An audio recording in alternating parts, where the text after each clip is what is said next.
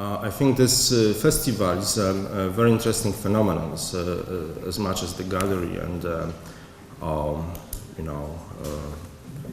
magazine, the festival, the whole event basically. So I thought that for this particular conference I will speak not about my academic research, but about this, let's say, curatorial strategies. This is how I understood this title of the conference. It's like 10 years ago that I came here, I think, for the first time, meeting like photographers, curators, and people who are discussing these photography issues, those whom I mentioned. So for me, it's like, in a way, maybe not a circle, but it's nice to sum up what happened in between, this documentary turn. But actually, for me, when I was invited here, was a kind of, not a turn, but like the end of certain things that were important 10 or 15 or 20 years ago. And this title of my text that I will read to you in a moment is like a version of the title of the show that we did with Martha Rosler. So this Guide for the Perplexed. But Rosler was also playing with the certain book. Maybe you're not familiar with Jewish philosophy of the Middle Ages, but this is a book by Maimonides, who was trying to show the way to the perplexed Jews who couldn't find out what to do with all these new things happening to them, in the Middle Ages, or in the very beginning of the modern ages, in a way. So she was trying to find out what is important, as for now, in Poland. And I thought that I would be addressing this Rosler also because of another reason, namely that in this address sent to us by our Czech host, there was moments of this Rosler text that was like, what is it about documentary? And of course, when you think about documentary, for many of people, and for me specifically, Martha Rosler text is the kind of Bible when it comes to thinking about documentary. So this is why I'm referring to this situation. However, I must say that it's a bit personal, this text. Yes, not academic, maybe not more personal, curatorial, so to speak. And in this sense, it's like a confessions of a former document junkie, or like somebody like this. So I was reading this Bible, yes, or the almost biblical kind of text on documentary in the late 90s, like the beginning of this millennium, the text of Martha Rosler. And it was a strange reading. In Poland at that moment, there was no documentary work in the field of art whatsoever.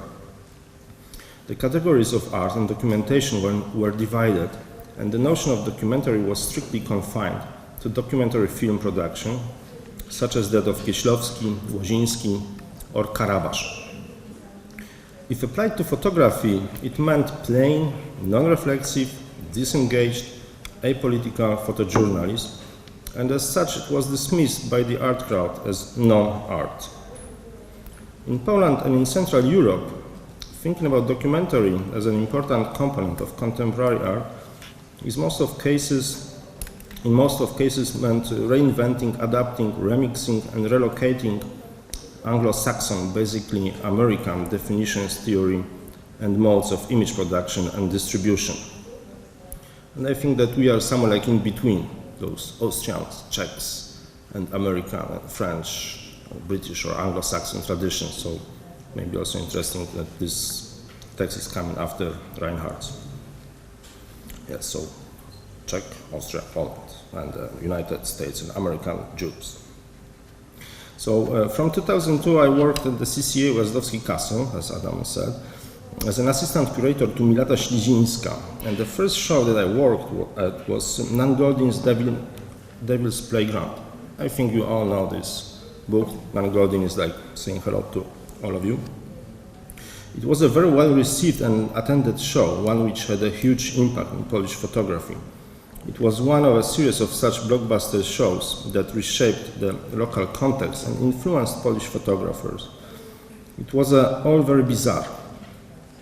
Just to give you an example, the first decade of the new millennium was a great time for the so-called young Polish art or artists, YPA, so it was like a YBA, YPA thing.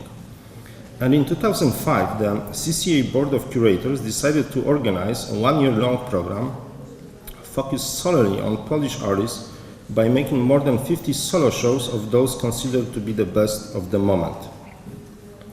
The curators chose 100 artists and amidst long discussions shortlisted 50 performers, painters, sculptors and filmmakers. Imagine that even the longer list didn't include a single photographer, not to mention a documentary photographer or a filmmaker. I realized that it was the right time to curate a show focusing on a new documentary. In this very first show I curated at the CCA by myself, more than 20 artists born in the 70s took part, for whom the local context of photographic practice was less important than things going on abroad. A decade later, some of the artists included in this show have quit documentary and moved to different positions, like Agnieszka Brzeżańska, Rafał Milach, Nicola Gropier, or the one that you see, Aneta Grzeszykowska. While some remained dedicated to it, like Szymon Rogiński, Wojciech Wilczek, or Krzysztof Pijarski. After this exhibition, I kept working with new documentary artists as well as trying to expedite the process of moving from new to post-documentary. So in 2010, inspired by Marta Rosler's this enduring ideas, or this biblical text, as I said, I launched a 3-year cycle of shows, lectures, screenings, workshops, etc., titled Post-Documentary. This is the obvious reference to Rosler's text on post-photography and post-documentary that we think of when we think about today's documentary condition. This was kickstarted with a solo show of Harun Farokin and a group exhibition Missing Documents, photographs of Polish transformation after 1989, including works by Zoe Leonard, Anna Sekula, Karl de Keyser, Mark Power, Ineka Dijkstra, and a dozen of Polish photographers who are actually juxtaposed to this Western, mostly photographers coming to Poland to see what's happening with this transformation of the country after collapse of communism. It was also intended to raise questions concerning future documentary practices.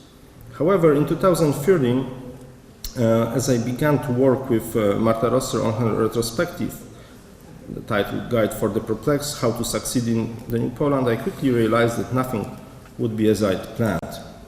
The artist was present, the Marta Rosler, and preferred not to be called a documentary or even post-documentary photographer. Certainly historical photographs and photomontages were soon to be marginalized by an ever-expanding new project produced by the CCA Gwiazdowski Castle alongside the retrospective. Strongly performative, very processual and deeply engaged, Guide for the Perplexed was like an unsettling answer to the closing paragraph of her famous text, In, Around and Afterthoughts on Documentary Photography. Here you can see the ideas that she was thinking of while working on the show. Rosler decided to somehow address what's going on in Poland at the moment. Some of these issues she was interested specifically, like Polish national identity or the Jewish Museum that now is opened. Some of them were more, let's say, global or regional things like the labor or the debt, and some were specific also like artists and their condition. So this was the idea, and here are some sketches by Rosler for the show of like a booths or like small constructions that were to symbolize these issues that were to be discussed. So obviously bringing radical documentary into existence meant for the artists taking part in Occupy movements just before this show, organizing a monumental garage sale at Museum of Modern Art, and this time in Warsaw guiding the perplexed. By dismissing the idea of the documentary this is a quote, precedes, supplants, transcends, or cures full substantive social activism, Rossler was able to get to the core of real documentary, as I realized, but it was also what she was saying at the moment. Basically, the art is photo documentary and photography in general to be historical practice with images produced as a side effect of real actions, performances with possible political effects upon her audience that she was most interested in. For Rossler, I realized it was a kind of zombie category, cherished by curators, historians, and some analog addicts. Working on a new project meant for her meant that Rossler was interested in contemporary political issues and social problems. This was a very specific moment of institutional crisis at the CCA, and I was no longer employed there as a curator or in-house curator. Director Fabio Cavallucci's institutional model was openly criticized by artists like Paweł Althammer and Artur Żmijewski, as well as a New York-based collective close to Marta Rossler named Winter Holiday Camp. In 2013 and 2014, these two different models of institutional critique were clashing. One, Rossler's, tried to find a compromise, and the other, of Althammer, Żmijewski and WHC, tried to revolutionize the institution and remove the director from his position. And as you can imagine, the latter has won, and Cavallucci was removed. And I must admit that I thought Rossler was too conceptual and decided to support the other, more radical group later on, after Marta's show was about to end. And you can see the installation shots from this Rossler exhibition, which I think was like bipolar, so to speak. So the most important thing for her was this first big room full of these booths and chairs where all discussions took place, and they lasted for like more than 2 months. She was taking part in them for 2 weeks.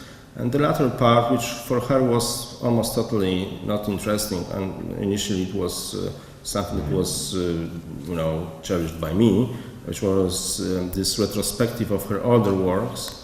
So yes, this that part of exhibition with images on the walls and people like seeing documentation and stuff like that. But basically, what she was like totally into was this first section of the exhibition. Yeah, there were notes for each and every discussion, and whenever there was some new topic discussed, then these booths were moved around the space or reinstalled. And of course, as you can see, it was very poor in terms of like the material things or design of the display of the exhibition, which she also liked very much, not to be too fetishistic about these things. She liked to focus on ideas. And so in this sense, as an exhibition, it was a disaster, yes, or it was like a mess, yes, because you didn't really know what will happen and how it will be arranged.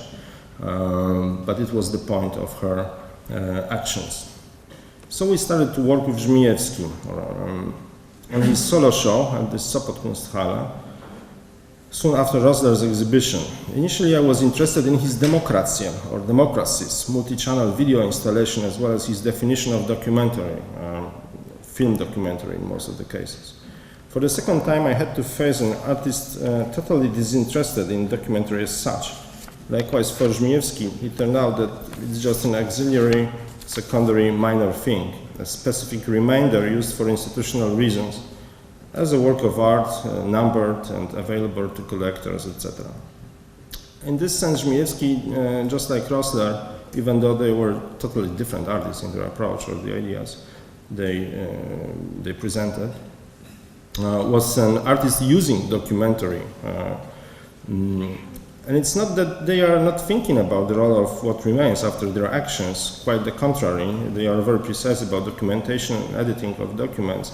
It's just that they are one step ahead, thinking what will happen next and not what has really happened. So Żmijewski pushed the show to its limits by focusing on workshops with criminals, children, staging a mass at the National Theatre, etc. This has been obviously documented, edited, and exhibited, but documentary as a separate category was not a point for him, as I said. Despite their differences, just like Rosler, Żmijewski was using it for practical reasons. I mean, it means document. And maybe it's not about disappointment or like me being disappointed, but I try to, as a curator, work with artists closely. So, you know, it's, of course you can quarrel, but you know, well, you can try to quarrel with Marta Rosler or Artur Żmijewski. It's not an easy thing. So, of course, like following them is what curators basically are expected to do. So I must tell that I was somehow giving up this documentary religion of mine. But in despair, I turned to my Czech friends, and this is this Czech accent of this paper.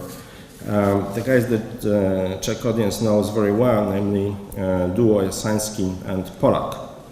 We met here like 10 years ago, and we we were in touch, and finally this year we made a traveling exhibition, Kościoły, Kościoły, that you also know because it was exhibited some time ago, like 2 years ago, at Svit here in Prague. Perhaps Jasański and Polak are the last great artists trying to be photographers and believing in documentary and in FOMA, this Czech fantastic analog material. And this is what is opposite to what majority of photographers do, trying desperately to be artists. Yes? So they are like photographers, or the artists trying to be photographers. Their fate is unlimited, but their approach is far from naive. No wonder we exhibited their Kościoły, Kościoły series along with photographs including religious and spiritual motifs. Perhaps these psychedelic churches found in Poland by Czech non-believers and photographed in this documentary manner are the final shelter and the last resort of documentary religion. So this is it. Thank you.